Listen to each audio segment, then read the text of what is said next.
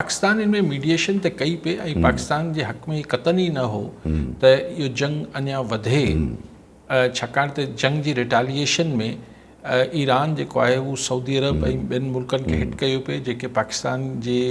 Strategy में fit न पियो थिए, त हू चाहे पियो त हीअ जंग बंदी के सूरत थी वञे। उनजो इहो बि हिकिड़ो सबबु हो त सऊदी अरब ऐं ॿिया मुल्कनि जो लाचार हो पाकिस्तान खे, पर पाकिस्तान पंहिंजो एज़ अ मीडिएटर जंहिंजो थोरो इन्फ्लुएंस बि आहे उहो बि पंहिंजो कनि पिया। ऐं ट्रम्प पारां बार बार इहो चवणु, भले उहो चए त असां पाकिस्तान ते थोरो कयो, लेकिन इहो मञणु न थोरो बि तव्हां कंहिंखे का हैसियत ॾियो था त उन ते थोरो कयो था न, त पाकिस्तान खे हू एक्नॉलेज करे पियो, मञे पियो त पाकिस्तान जी हीअ पोज़ीशन आहे जेको मां हुनजे चवण ते, न त अमेरिका बहादुर के कुझु करिणो आहे त उनखे पाकिस्तान जी त लाचार कॾहिं बि न रही आहे माज़ी में। ऐं ज़ाहिर ट्रम्प खे हाणे का त फिकाई बि विंदराइणी आहे, फ़ैसिला कुन हमिलो करण वारो छा एटम बम हणी आहे छा,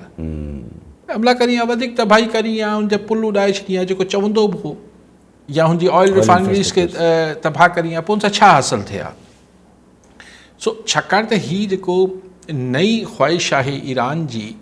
त हीअ डील न थिए ऐं बैक टू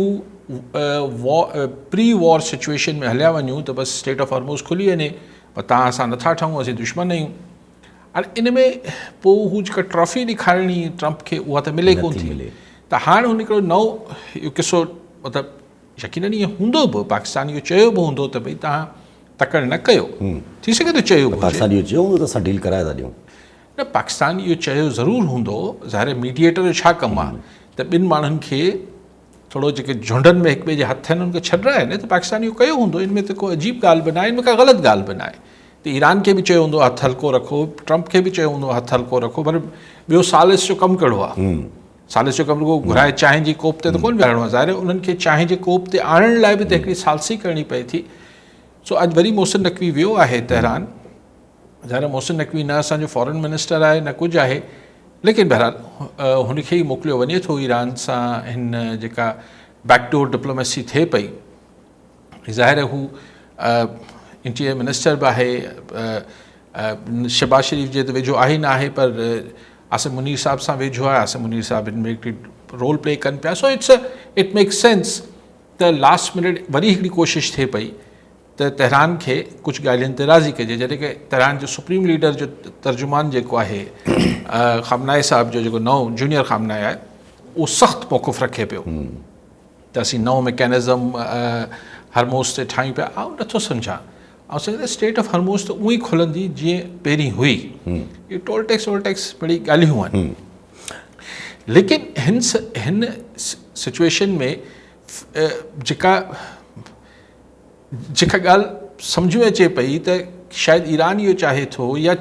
सूरतहाल हिन ॻाल्हि जी अहिड़ी सूरतहाल ठहे पई त भला अगरि कागज़ ते वेही सहियूं ॿई धुरियूं न बि कनि त हिकिड़ो ट्रूस अची वञे, हिकिड़ी बसि स्टेट ऑफ हॉर्मोज़ खुली वञे, ही खुली वञे, उहे पाबंदियूं बि लॻियूं पयूं आहिनि। हाणे पाबंदियूं हिन दफ़े अमेरिका ओड़ी पाबंदियूं ईरान ते भले लॻाए रखे, पर उन ते अमल न थींदो, छाकाणि त हींअर ख़ुदि कल्ह चाइना मां वञण वक़्तु ट्रम्प चयो त जिन्हनि ईरानी चाइनीज़ कंपनी ते असां पाबंदियूं हयूं हुयूं त ईरान खां पेट्रोल न वठो, असीं हटायूं था। त मतिलबु पोइ ईरान खां चाइना बि तेल वठंदो, ईरान खां रशिया, रशिया जी ज़रूरत न आहे, इंडिया बि तेल वठंदो, पाकिस्तान बि जीअं पहिरीं वठी रहियो थोरो वधाए छॾींदो, त उहो को हाणे पाबंदियूं एतिरो असरअंदाज़ कोन थींदियूं ईरान ते। लेकिन पोइ इंतज़ारु थींदो त हीअ नवंबर दिसंबर खां पोइ छा चेंजिस अमेरिका में इलेक्शन्स खां पोइ अचनि थियूं ऐं जेको कुझु थिए पियो। सो बेसिकली अगरि डील न बि थिए थी त सूरतहाल बैक टू नॉर्मल, जेको हींअर काफ़ी हद ताईं नॉर्मल थी आहे, पर वधीक नॉर्मल करण जी कोशिशि थींदी। पर साहब नंढिड़ो सवाल रखो त अमेरिका खे ज़ाहिर कुझु अचीव कोन थियो, ट्रम्प खे विन कोन मिली, कॉस्ट कटिंग ठीकु आहे हिकिड़े क़िस्म जी थी वेंदी, पर ट्रम्प अॼु बि चए पियो त असां 20 सालनि जी बि क़दगन ते बि तयारु आहियूं, पर असांखे बि ट्रस्ट न आहे ईरान जे मथां। त ज़ाहिर अगरि स्ट्रेट खुली वञे ऐं या हलियो वञे, ईरान ॻाल्हियूं त करे थो पियो मैकेनिज़म जी, कंहिं बि स्ट्रेट जी सूरतहाल जी, न करे अगरि उनखे, त चाइना या रशिया इंट्रस्टेड त हूंदा न त स्ट्रेट में का हिकिड़ी मिलिटराइज़ेशन अञा थोड़ी वधाई वञे, छो जो हिकिड़ी शइ मिली चुकी आहे त उनखे थोरो स्टेबल रखिजे। हाणे त सुभाणे ईअं न थिए त वरी किथां को अटैक्स थियनि, वरी ईरान खे जेको आहे उहो हिकिड़ी जेका मोनोपोली मिली चुकी आहे उन मोनोपोली खे वरी डही वञे जॾहिं ईरान किरी पए त। ॾिसो ॻाल्हि इहा आहे त